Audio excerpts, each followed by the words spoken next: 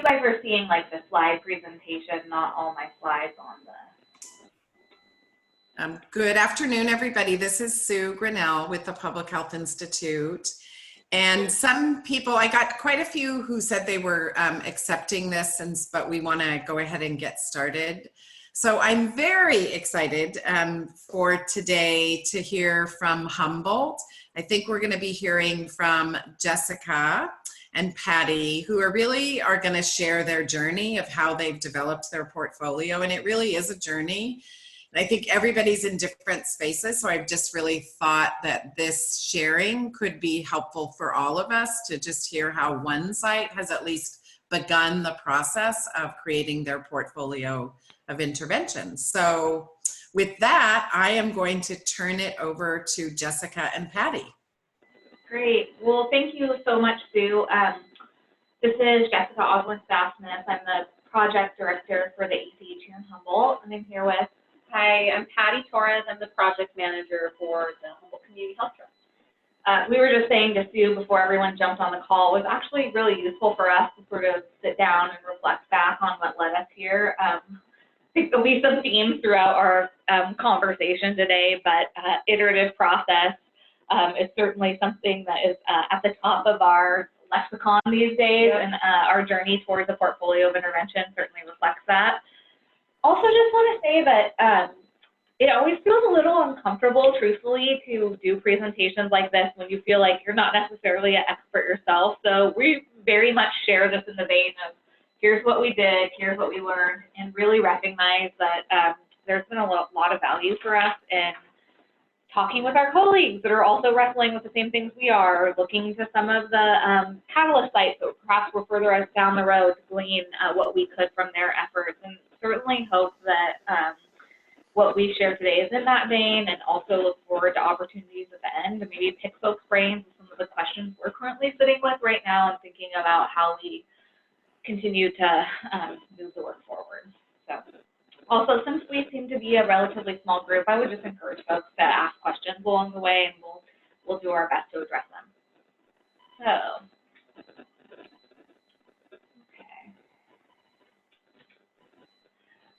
So just as a little bit of level setting here, our work in the Humboldt County Accountable Community for Health, which we call the Humboldt Community Health Trust, is the name given to our ACH, really grew out of an earlier initiative from the Robert Wood Johnson Foundation. We were focused pretty strictly on healthcare or medical care quality improvement. We recognized we weren't getting the transformation we were seeking by just including healthcare stakeholders at the table, and really the ACH got on our radar because of that collective impact or cross-sector component that's so central to this work. We did some work convening CEOs of local healthcare and human service organizations, community members to explore the model, and identified substance use disorders, really the sort of pressing concern facing Humboldt County that no one entity, organization, individual could tackle alone. The North Coast Health Improvement Information Network, NCHIN as we call it, is the backbone to the ACH in Humboldt County, and besides support from the CACHI group of funders, we also have support from the Wellbeing Trust that we acquired in partnership with the local community benefits department of our St. Joseph Providence Health System here in Humboldt County. We decided to share this image here just because we're going to refer to some of these bodies through the course of our conversation today. So right now our ACH structure is actually in a little bit of a shift, but the work that we did was based out of this earlier structure. So we have a governance body for our ACH, and then we have 4 work groups. The strategist work group was focused on developing the portfolio of intervention, a financing work group that's focused on our wellness fund and sustainability, a partnership and communication work group that works on messaging, brings folks into the fold, and then a data work group that's thinking about metrics related to the portfolio of intervention, just sort of ACH metrics overall. Okay, so and kind of thinking back, what have we done to get us here to today? We realized that maybe there were sort of 3 primary phases or primary periods in our work. So one was, you know, development and discovery. The second was how we set priorities. And the third was sort of taking what we developed for our portfolio of interventions from sort of theory into action. And so I think that's how we're going to characterize what we've learned. And then at the end, we did a synopsis of some of our sort of lessons learned to date and also questions to the group. And I guess I want to point out that we have an accordion on the slide, perhaps not a common image you see work in the healthcare collective impact slides, but the theory of the accordion has worked, or analogy of the accordion has worked really well for us through the context of the development of the portfolio interventions, because sometimes you get really narrow and granular and focused in your ideas, and then the set of ideas expands outwards again, and then you always are sort of that process of sort of from large, broad ideas back into more sort of a focused priority list of items. And so as we went through that expansion, redaction, expansion, reduction process, just sort of flat that with the accordion to go out. It's a great analogy. I hadn't seen that before. I like it. That's a Martin Love special. He came up with the accordion analogy. All right. So back to the dawn of time. So like many folks, we applied for the original set of CAFE funding. When we applied, we knew at that juncture that our focus was going to be substance use disorder. And we were actually working with a firm at JSI to really help us have conversations in our community about the accountable community for health and what activities were going on, and supported us in putting together a proposal. And folks will recall that we actually did have to submit a sample portfolio of interventions as part of that application. And I think because of the support that we had from JSI, we were actually able to hold a pretty robust set of conversations about, you know, what was going on in the community and where might some opportunities lie. And so when we turned in that very original response to the RFP, we actually had identified 35 different strategies across the 5 different domains that could be in the portfolio of interventions. Some were newly proposed ideas based on conversations we had. Gosh, this is going back almost 3 years ago now. Some were capturing work that was going on in the community. And you can see that with JSI's help, we were able to sort of set up the portfolio in this way, you know, tying things to goals, tying them to prevention, sort of intervention treatment, short, medium, or long-term goals. And when there were sort of ideas there, folks would point to particular metrics that could tie to the specific ideas in our portfolio intervention. So fast forward several months later, and unfortunately we weren't in the first round of awardees for the CAFE grant. Fortunate for us, we got awarded in the accelerator round, and because of that extended timeline, by the time that we were ready to really enact our portfolio of intervention again, quite a bit of time had passed. The local landscape had shifted a bit, who was doing what, local funding landscape had shifted a bit, some of the local programs that were reflected in our original portfolio of interventions had taken off or sunset. And so we had to sort of go back to our initial sets of thoughts and adjust a bit. And I would say that there's sort of another piece of the process that informed that discovery phase, which as the ACH overall, we were just trying to understand what was going on locally. And so I asked Patty to sort of talk about some of the system discovery we did at that time and how it informed some of our early thinking about the portfolio of intervention. So one of the very first activities sort of out the door was to have a series of conversations with service providers. And so we, you know, keeping in mind that we were focused on substance use disorder, we wanted to talk to people that provided services also from a preventative lens all the way through the spectrum of treatment. And so we set out to talk to service providers and learn about the services that they offered, sort of what barriers they encountered, and to learn more about their organizations as, you know, structurally, and to understand the funding streams. And so those conversations, you know, yielded really rich information about what the treatment and prevention landscape is like in Humboldt County. And I think that something that, you know, came up from there was there's a lot of people doing a lot of great work, but not necessarily doing it together. That was, you know, really obvious, you know, in what they were saying was, you know, we have been, especially some of the treatment service providers that have been in business for decades, you know, they're meshed in the community, they know it really well, but they don't necessarily have a norm of exchanging information or collaborating across a variety of organizations that also work with their clients. And different funding streams have restrictions on the services that can be provided. And so, you know, the funding streams for substance use treatment and prevention sort of come in a variety of ways. And so those have limitations on what someone can qualify for. So if you're a Medicaid person, you go here. If you pay out of pocket, you go here. If you have no funds, you can go here. And so that really, you know, affects the level of services that can be delivered. And then we also did a series of key informant interviews. We set out to talk to the community, to people that have experience with substance use disorder, either who were in recovery or that were currently using substances. And so I think one of the big things there that came out was just the early onset of using substances. So while we, you know, I think traditionally tend to see it as a problem that starts in adolescence or youth, and that, you know, we talk a lot about peer pressure in schools and things like that, but really for many of the people that have struggled with substance use, it started much earlier than that, sometimes as soon as 8 or 9 years old.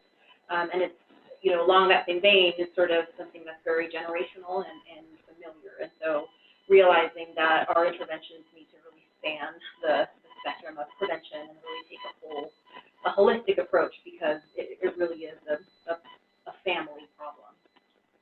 Yeah. And I guess the other thing I might say about the sort of partner input slide there, since when we were sort of getting back to the point of like, let's look at original set of ideas in the portfolio of interventions, we were live at the ACH for at least several months at that point. So we were having a lot of conversations about potentially what the portfolio of interventions could be. We had set this governance table. And while the feedback we were getting from the community was really great, it was like everyone had a good idea of something we could tackle. So like, oh, you're focused on substance use disorder. Well, that's related to homelessness. So what are you going to do about homelessness? Or like, you know, everyone had sort of a good idea to add to the list of things to review, right? Yeah. So Jessica, can I ask you a question? Or Patty, when that was happening, because I'm reflecting on some of our conversations, was it kind of like, and what are you going to do about it? Like, is that, you know, like, so they're making the connections, but was there an expectation or something to say, oh, you guys are working on this, so you're going to fix it, if that makes sense? I think it was less about like you should be the ones to fix it, and more like, ooh, you've set a table that could be a vehicle for a great many things. Have you considered taking on my issue that I'm okay. Great. Yeah. I think it was less sort of like directed like, oh, you're here, now fix it. And more like, ooh, there's opportunity here. What can we do to talk about homelessness too? And we, like, back to that analogy of the accordion, spend a lot of time like thinking about like, ooh, things are aligned, but you know, what can we sort of rationally take on? Great. So this is impossible to read on a screen, but I guess what I want to point out here is that actually what we did when we convened the strategies work group for the first time, and after all of Patty's really incredible discovery work and the conversations with our partners, is we looked at that original set of items in our portfolio of interventions, added in the new ideas that had sort of emerged as a result of our discovery, which are in blue, and then tried to like understand, you know, where the earlier ideas were at. So was work already in place? Was something in progress? Was the idea identified but not started, or really not moving forward for some reason?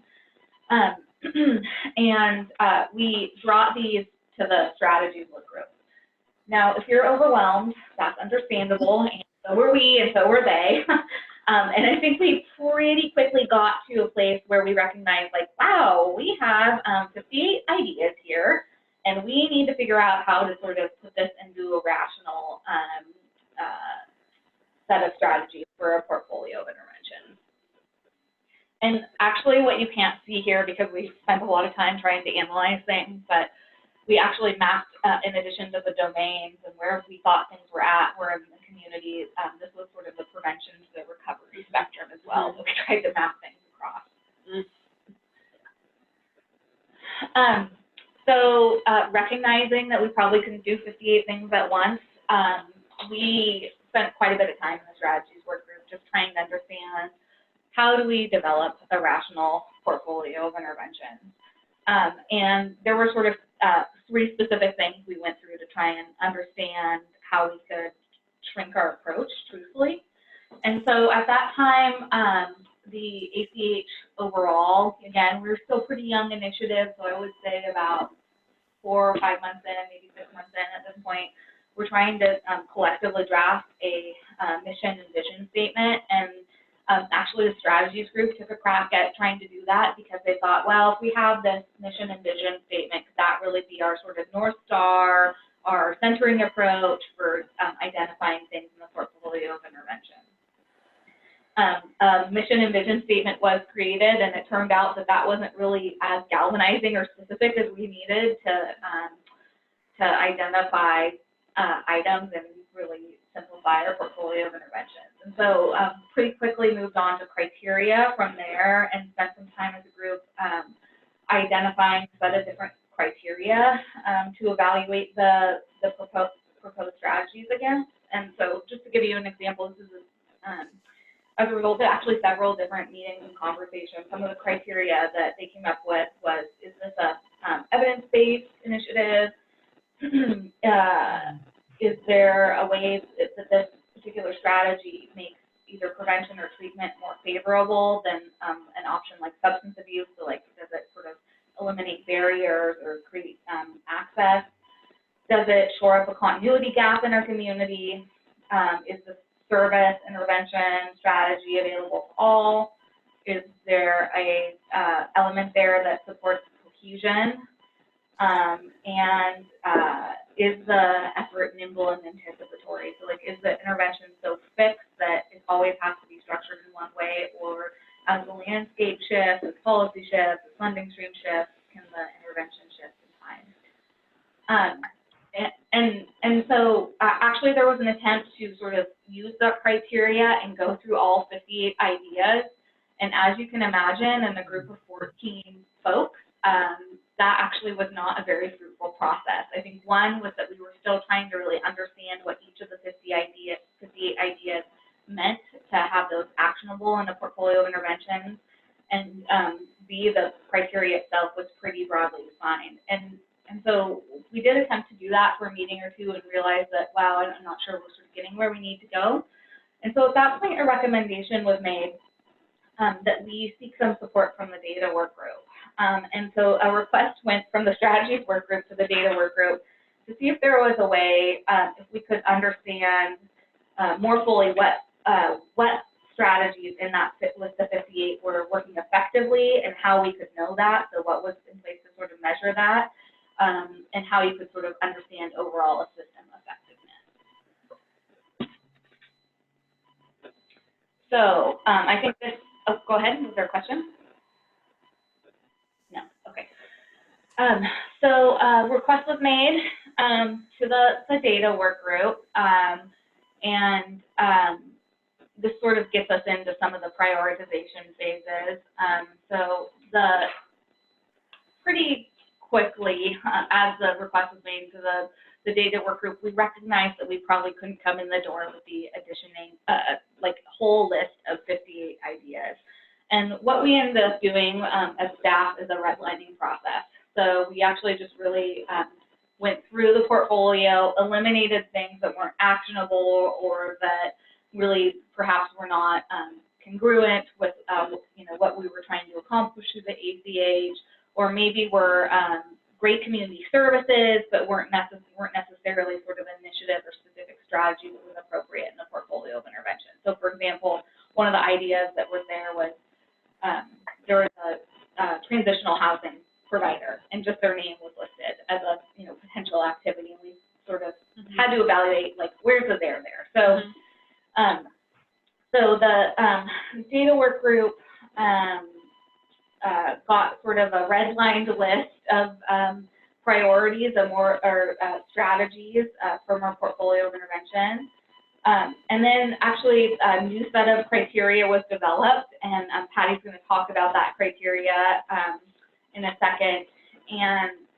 And then also we went through a pretty rigorous and lengthy process of voting and prioritization based on that new criteria. And we'll circle back to this in a couple slides, because I want to point out here that what the data work group produced was a little different than what the strategies work group asked them to do. And so we actually hired a consultant firm to sort of take on the ask of trying to understand the effectiveness of particular interventions in the community and ways to measure that. And so we'll circle back to that deliverable in a slide or two. And so this approach, as you can see, as Jessica mentioned, we developed a new set of criteria. So let's look at these, shortened list of strategies and think about their difficulty. Let's think about what impacts they have in the community. Let's think about the effort that it might take us as an ACH to bring these to fruition. And then, it was a process of voting. And so everybody in the data work group literally had a card with a number. And so as we mentioned the interventions, people listed their cards and they, had a number, and then they, there was an opportunity to talk about why did you choose that number, and there was some, discussion around, why this is what we think, it is. And then those numbers were averaged. And then so each, the number was placed in each sort of category to arrive at a total score. And so, these were our best estimates, best sort of, thinking the data work group with all of their experience. What do we think, this strategy, what's its total score in terms of taking into consideration all those different factors that we looked at. And so it was quite a process that took a couple of meetings to get through. Yeah. And if I could maybe just add one thing there, because we had to go through each idea item by item, we spent quite a bit of time discussing, like, well, what do we mean when we're talking about community perinatal substance use disorder project? What activity is that going to reflect in the portfolio of interventions? So there was a lot of, I think, refinement and reflection for ourselves as staff, sort of going through that process and having really focused discussion with some of our stakeholders. Mm-hmm. And then this quadrant analysis that you see here was one of our attempts at making meaning out of these scores. And so when we look at each intervention, let's analyze it in terms of what has high impact in the community and requires the least amount of time to implement. So we did a variety of these different graphs to look at it in different ways. And so one of the ways that we analyzed it was how much does this cost versus how much time this would take, how much time this would take to implement versus what the effort is in the community. So trying to analyze these different strategies and looking at where might we choose the starting place based on the priorities of the ACH. Great. So when we, maybe just to go back to this quickly, so at the end of the data work group process, you actually had, how many of these grids do you think you did? Maybe 10? Yeah, and a really specific list of priority rankings based on sort of different factors that we were able to bring both back to the governance committee and the strategies work group. So yeah, just kind of a tremendous amount of work went into that. Jessica and Patty, I have a question, and I don't know if it's back to the 2 slides. I'm curious because I see upstream and there was a middle stream. Like when you actually went through the process and then you laid it out, did you try to also have a mixture of upstream, middle stream, downstream, or was there, and I'm sorry if I missed that, just in terms of your criteria, for each of the domain areas? So we did, in the quadrant analysis, there were a couple of graphs that were specifically looking at middle stream interventions, upstream and downstream. And so that was, our language for, is this focused on prevention? Is this sort of somewhere in between, or is this focused on treatment? And so I'd be happy to share that with you, Sue.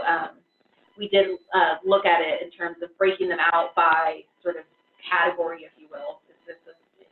You know, in our 3 sort of upstream interventions, this is how they compare in terms of cost and in terms of time required to implement and effort required to implement. So that was part of the 10 or so graphs. Does that answer your question?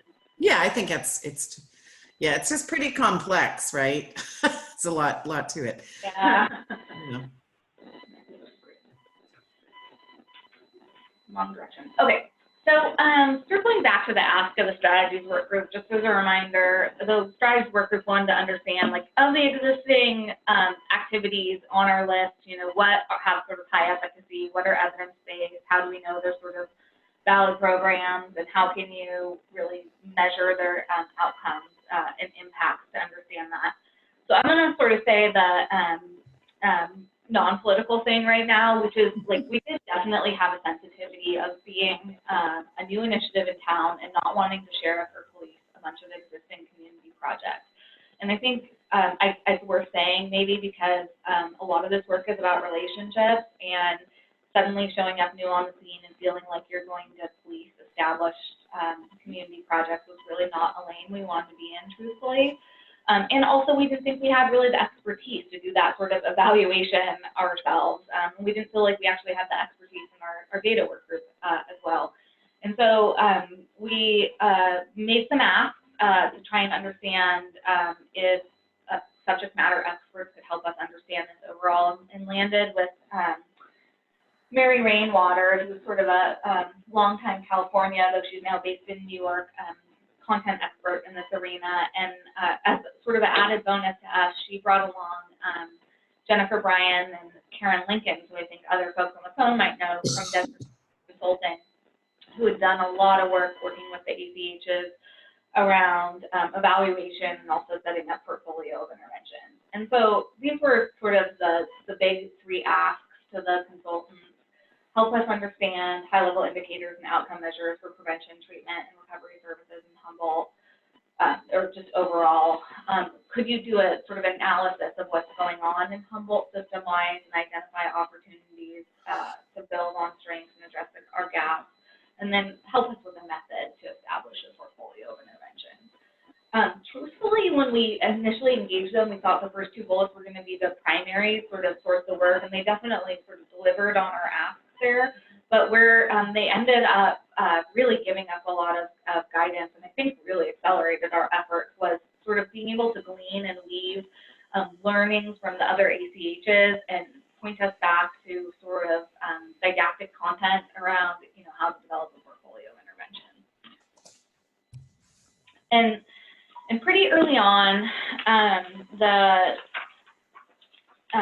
team, Jennifer and Karen, asked us to send on, and Mary, sort of the work that we had done to date. And so we sent them all of our, you know, minutes from our strategies work group, our sort of criteria, our efforts out of the data work group, all the discovery and mapping work Patty had done.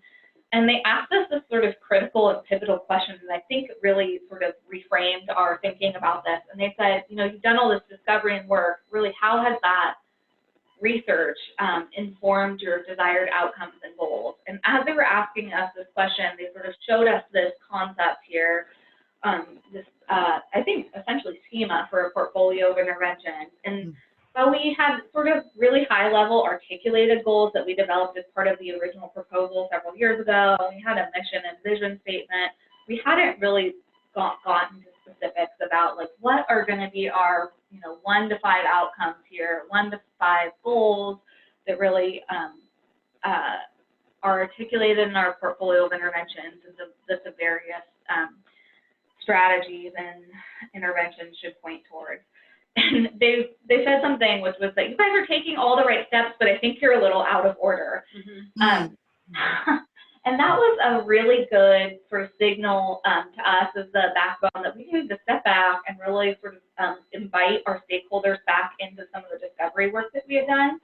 And so, actually inspired by Dana and Sue, we set up a governance meeting as a gallery walk to really set forth a process to develop a couple different outcome or goal statements for our portfolio of intervention. So to create this gallery walk, we created 6 different posters. These, we chose sort of 6 themes that really we thought encompassed most of the work that had been done as part of the ACH to date. And so those 6 were our key informant summary. So out of the lived experience interviews, we created posters for summarizing those findings, a mapping summary with the discussions that we had with service providers, a data summary, a system analysis. So as part of the strategies and data work groups, we were also looking at different case studies and looking at what other communities were doing in terms of their SUD systems. And so we did a poster in that, and then another one on with our vision, mission, and action statement. And then we asked them to, as they were looking through these posters, say, what were the prominent takeaways from these activities? What you think are some themes? And then what information from this be informing our goals for our portfolio of intervention? And so out of that activity, we came up with 4 goals, which you see on the slide. Reducing substance use and alcohol injury and overdose, it was one of our original goals, but just, we decided that it has to remain, as one of the 4. Increasing access to prevention and early intervention, sort of informed by that early onset of substance use disorder. Improving policies and systems to better address social determinants of health, and then enhancing system integration and coordination. This was definitely sort of a stretch assignment for us to do an activity in this way. I felt so excited by the conversations that came out of it. And one of the things that was really remarkable was that we had originally had goals sort of stated in our first proposal that were pretty downstream in effort. And I feel like we were having folks like our local sheriff or people that were leaders of like our largest residential treatment system saying things like, well, it's not enough for us to just talk about treatment. We need to have a prevention goal in here. And so I do feel that this sort of shifted the conversation a bit. Mm-hmm. I'm wondering, because I was really excited to see this because I know that it had been treatment. I feel like, Patty, all of those interviews that you did, right, of the populations and just like, how that probably shifted or helped to shift kind of the viewpoint in terms of where you should put your energy in your goals.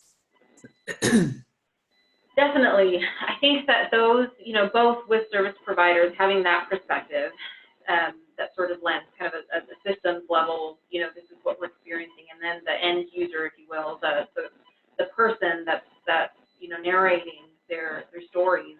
I think it really, speaks to the where there's a gap, like this person, had all these different experiences, and then by the time they saw treatment, it was difficult to get into treatment. And so I think they lended such an invaluable lens for us to look at our work together. Mm-hmm. Okay, so to recap the recent past, we had now been into our ACH for just over a year. We're about September 2018 at this point. We had a list of priorities from the data work group, thanks to their prioritization and refinement process. We actually had recommendations from our consultant team about sort of how to move ahead with the portfolio model that they had developed for us, and some thoughts about sort of measurement and system analysis. And now we had those 4 goals to really anchor our portfolio of interventions. So at that juncture, we decided to reconvene the strategies work group. And you can see the accordion is back there up in the corner of the slide. We have learned from our past transgressions at this point. And what we had learned was that it was really, really, really easy to quickly go big with the sort of set of ideas to be in a portfolio of interventions. And so we knew that we needed to have a pretty strongly structured approach to getting this work done. And so we spent a lot of time as a backbone organization thinking about how that could be accomplished. And so we decided to develop with the strategies work group some agreements and some common understandings about how to get this work done. And they were honestly pretty eager to get the work done as well. So we agreed that our work together to develop the portfolio of interventions was a starting place, that we would recognize what we produced as a product to be sort of a living document, and that it was something that would be refined and built on over time, so that we wouldn't get so mired in the pursuit of the perfect that we could get some ideas down and get going. We just acknowledged that we were portfolio intervention beginners, and so because of that, we wanted to sort of start simple with the set of ideas in our portfolio of interventions, and that, again, complexity could come in time.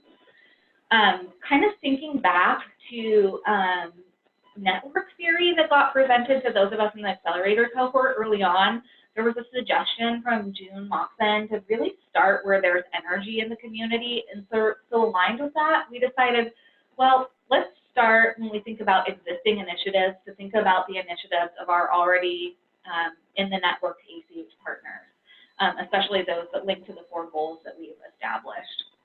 And then we decided we also recognize that part of the ACH role is to sort of put strategies into place where gaps exist, and so we'll collectively as a strategies work group identify 1 to 2 sort of gap activities that need to be addressed. And then again, I think this is a little redundant to the first bullet, but just kept underscoring that this is a starting place and we can keep coming back and refining this work in the future. I'll also say that before we got the strategies work group back together, we did one more set of sort of redlining internally as backbone staff. So I think what we ended up taking to the strategies work group was probably a set of about 15 ideas or so. But one of the things that we committed to doing was honoring that everything that, all the ideas that were raised sort of couldn't be acted on immediately, so that we would keep good record of all those various initiatives and strategies that had made its way into the fold over the way, and that they would be sort of stored in the good ideas list so that we could go back to those over time. So just share this again quickly as a touch on sort of our mental model of our portfolio of interventions. One of the things that we thought about was, gee, you know, if you're living in ACH land all the time, like we are, portfolio of intervention sort of becomes part of the lexicon. But if you are, you know, leading a federally qualified health center, or if you are the chair of a local hospital board, or if you're running a family resource center, you know, what do we mean when we're talking about sort of portfolio of interventions? That just sort of seems like theoretical and not real. And so we wanted to try and make it a more tangible approach to folks. So we actually took this model, and our amazing project coordinator, Yvette, fit into an actual interactive map.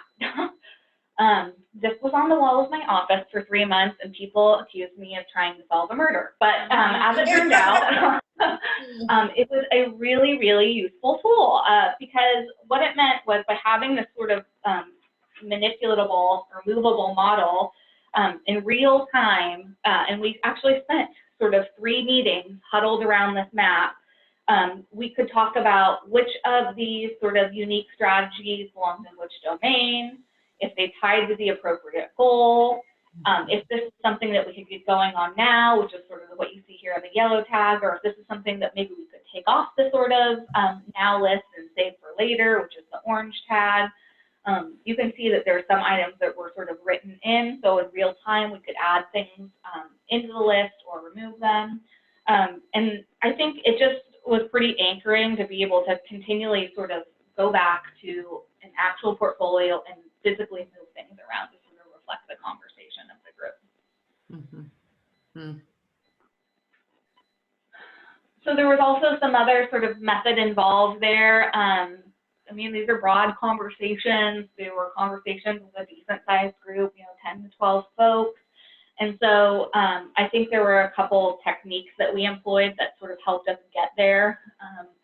So one was that sort of shared operating approach, and I shared those bullets a couple slides ago, but we had that posted on the wall every single time. And when things went adrift, we kept going back to those bullets and sort of saying, like, here's what we're agreeing to accomplish here. Are we getting a little left to center in our conversation? It's part of our decision-making practice to use level of agreement cards, and so that's what you see here in the picture. The green means, great, I'm on board, let's go ahead. The yellow means, I have a little, reservation here, I need to talk about this further. The red is, hell no, we won't go. Or I firmly oppose this. And the yellow is sort of, the white is sort of, I'm ambivalent, but I'm not going to stand in the way of this. So occasionally, for the most part, we had pretty good consensus among the group, but occasionally when we were getting to read that maybe body language was off or we weren't all on the same page, we were able to sort of use these to prioritize certain strategies. Mention the good ideas list, and actually that ended up being critical. I mean, I think another scenario that people would call that the parking lot, but when you're having a lot of conversation with a relatively diverse stakeholder group, a bunch of new ideas are bound to come up, or things that maybe aren't specific to the portfolio of interventions, but someone might ask, why is this certain stakeholder not involved in the conversation? And it allowed us to sort of capture those and put those into the sort of record for continuity, but not get too sort of mired in those details. And then the last part, I think, was just sort of willingness to have strong facilitation and feeling like you could say at the outset of the meeting, like, there's going to be times I'm going to have to sort of like pivot us away from this conversation so we can set out to accomplish what we agree to accomplish. And while there's sometimes, frankly, discomfort in doing that amongst your peers and colleagues, folks actually really got on board with it, and soon there was sort of, beyond staff doing the facilitation, other members of the group that were willing to say, like, nope, we got to get back on to sort of focused efforts today. So that's great. Okay. So after quite a few meetings, after 4 meetings, Four. Here's where we landed. Here's sort of our out-of-the-gate portfolio of interventions. So for our clinical goal, you can see that our goal is supporting work of the perinatal substance use disorder project specific to getting universal screening for substance use disorder and prenatal practices. Our community goals, excuse me, sorry about that, are actually relatively broad. We have pretty upstream goals, so we have around prevention and supporting playgroups in our community. We have more downstream goals around sort of convening treatment and probation officer, treatment providers and probation officers. And then we have a newly emerging goal around a new strategy. You can see this here around supporting the faith community who's really interested in advocating for the congregants who might be touched by behavioral health, substance use disorder needs. Across the clinical and community spectrum, I think if there was activity that had the most sort of collective interest and energy, it was this one, develop comprehensive resource and coordination hub. We're sort of thinking along in terms of the community information exchange model. Certainly something that emerged from Patty's discovery work, from our conversations with partners, and almost collectively in any room we were in around substance use disorder, about the need to have strategy around that. Also supporting work of a pretty large initiative in our community around the ACEs, adverse childhood experiences, and supporting resiliency and sort of linking clinical providers and community providers that are trying to create impact there. Our policies and systems, Humboldt County, since our focus is substance use disorder, has actually a pretty polarizing conversation going on right now around syringe exchange and curbing hepatitis C infection rates and evidence-based practice versus one-to-one exchange. And so a lot of our civic municipalities are sort of setting up their policies around syringe exchange, and so thinking about how the ACH could be an actor and supporter, and maybe a forum that collectively stands up and has a policy statement around evidence-based practices. And then the last one there, Humboldt County, unlike other communities in California, produces so much cannabis that we actually have an excise tax, so sort of a tax on the growing space versus a sales tax. And there was a recommendation that we think about how some of those excise tax dollars might be more robustly directed back into local resources around prevention and treatment. And then the last one here, we actually had a really hard time coming up with an environmental initiative related to substance use disorders. And so based on the conversations that we had and discovery work we had, we put in a staff recommendation, which is why you see it in the dashed line. You would add? Okay. So we felt really good when we were able to get these ideas down. Do you think we really recognize it as a living document where there's sort of opportunities to modify and tweak in the future, and we'll talk about that shortly. So our approach after developing this in the strategies work group was to bring it to the governance committee, and actually before we did that, we spent some time as a strategies work group really developing some common language. So it was sort of great to get the ideas down, and we quickly recognized, what does it mean for an existing community initiative to be in our portfolio of interventions? What does First Five gain from having their play groups recognized in our portfolio of interventions? What's our expectation as the ACH, and what resource can we provide? And so that's what you can see that we defined here. Sort of for existing community strategies, the idea was that they would be accountable to the ACH in the following ways. And because we're pretty new at this, we frankly wanted to keep the bar pretty low. So the thought was that they would keep the ACH up to date on activities, they would share data, they would look for collaborative activities, opportunities, and they would look for opportunities to align with the other activities in the portfolio of intervention, other partners in the network. And what they could receive from the ACH, and sort of important to point out what they could receive here, sort of a la carte offering, so it's not a fire hose approach. They could get what is meaningful to them, but they might receive some backbone support. They would have access to a broader community forum and network. They would be involved in what we hope is a well-regarded initiative. This is sort of how we're positioning ourselves. That there was sort of a collective way to address system issues and bridge silos that exist. There might be an avenue to funding. It might be an ability to leverage the sort of collective voice of the network, so the sort of power of all of us, particularly as it pertains to policy issues. And you can see we sort of did the same sort of set of definitions for newer strategies as well.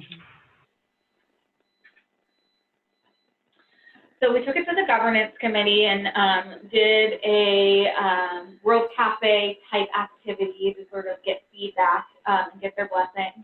Again, I'm going to say the sort of not political thing here, which is that we spent a year at this point working on it, and we felt pretty strongly that we needed to get going. So our approach with the governance committee was to have them hear their input, but also try and not get so mired in the details of each individual initiative that we couldn't get going on the portfolio of interventions. And so I do think that we heard some good feedback out of that World Cafe activity. There were concerns that maybe we weren't doing enough to sort of focus on the treatment system.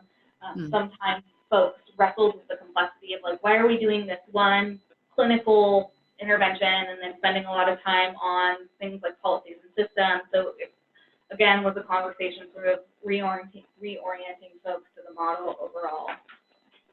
And I just put our goals down there as just a refresher for folks.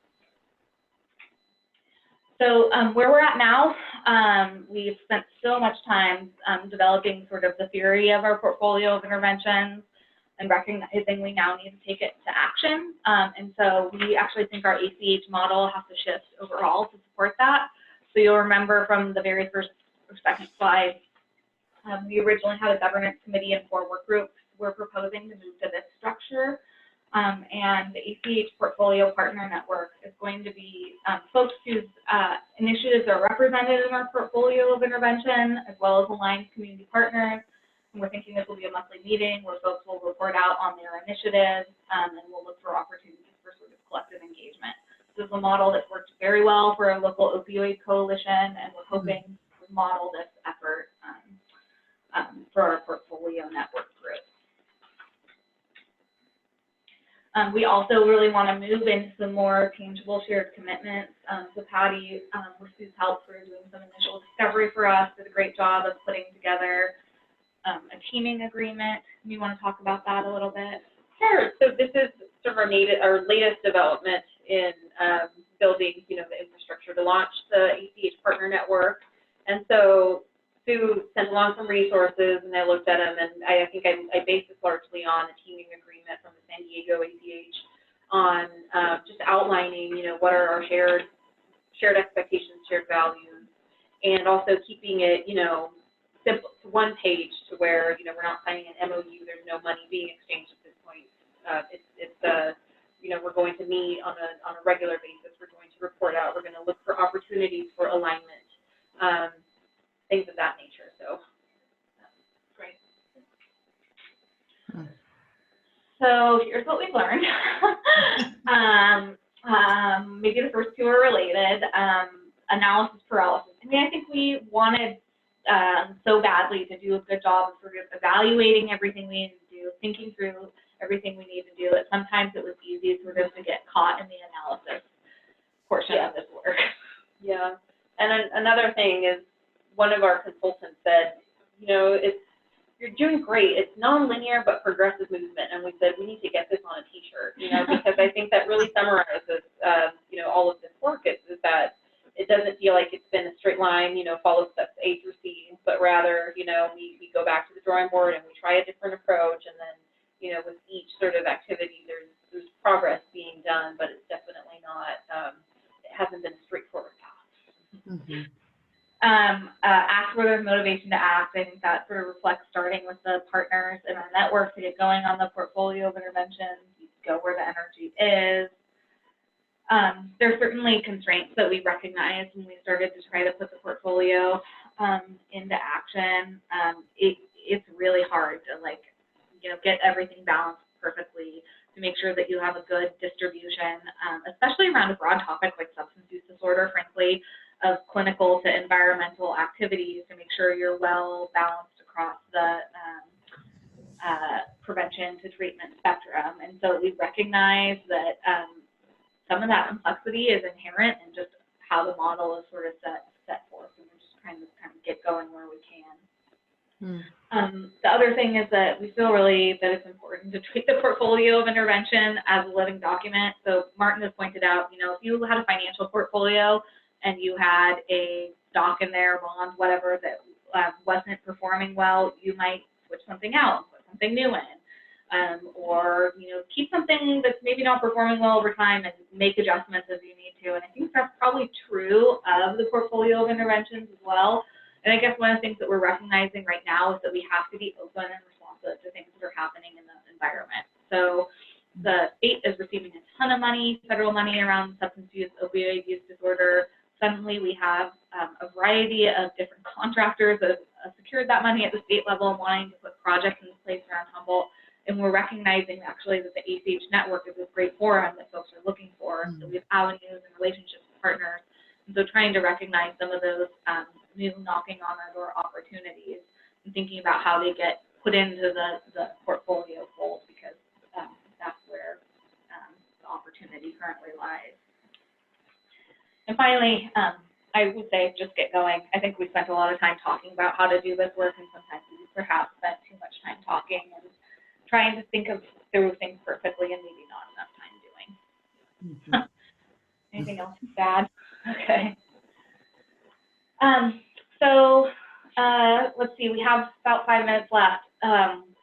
There's so much we've learned, and there's so much we want to know, truthfully. And so these are things that we're currently sitting with right now, and would just welcome anyone's input on any of the questions on screen, or just input in general, things that are coming up for you. I think we have been such benefactors of what other people have learned and shared with us, and are eager to glean more. Well, first of all, thank you. Wow, what a, it really is a journey. So, so much learning. And I feel like you have this incredible start. So it's kudos to you. And so much appreciate you documenting this process, because I think it's really helpful. I'm wondering, Allison, I see that you're still on, because Allison is in Lake. So she, Shelley was there and she has left, and Allison is new, is beginning this journey. And I'm just wondering, what reflections you might have on what you just heard, or any comments or excuse me. I guess I really like how I really like this analogy of the accordion. That was a great reflection for me, and it was the fact, like, I don't know, just there were a lot of points in this presentation that really hit home for me, so I really appreciate it. Thank you.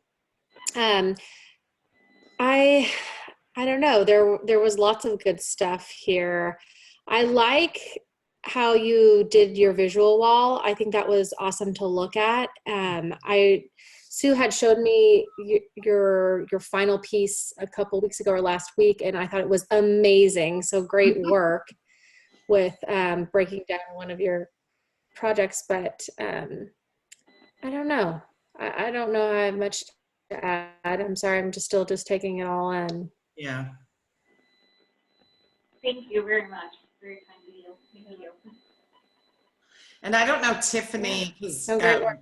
oh, Tiffany, or not Tiffany, it says Tiffany, but it's Christina. I know you were having sound issues. I mean, we just talked today, and I know you're beginning on this journey. I don't know if you can speak. Any thoughts or comments? The part that I heard was great.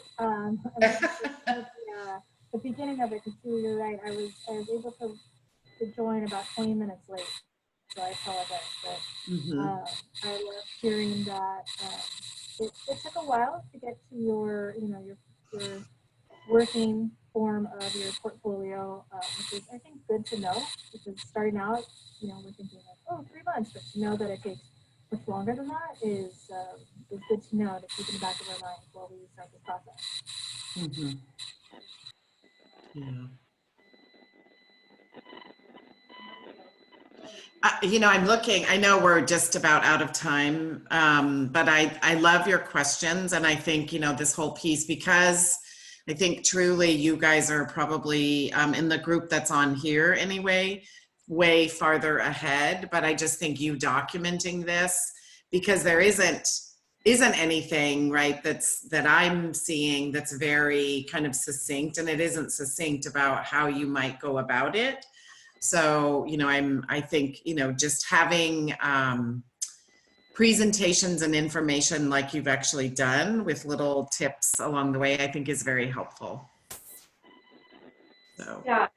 So thanks for the opportunity. I mean, I do, like I said, I think it was useful for us to go back and sort of take inventory of where we've been. And like I said, we gleaned so much from the folks that were willing to help us when we asked a lot of questions along the way. So certainly would want to be stewards of that, but also, I don't know, I am very curious as folks start to stand up their own iterations of this, what they learn, because I think it will continue to really inform our work and hope those conversations can continue.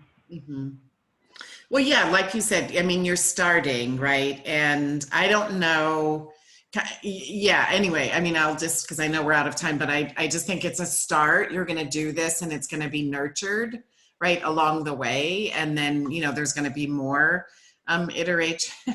I'm just reading your, it takes moral clarity. Yes. Yes. A willingness to try. That's amazing. Okay. Great. Thanks, you guys. Thanks so much. Okay. Thanks, everyone. All right. Take care. Bye. Bye.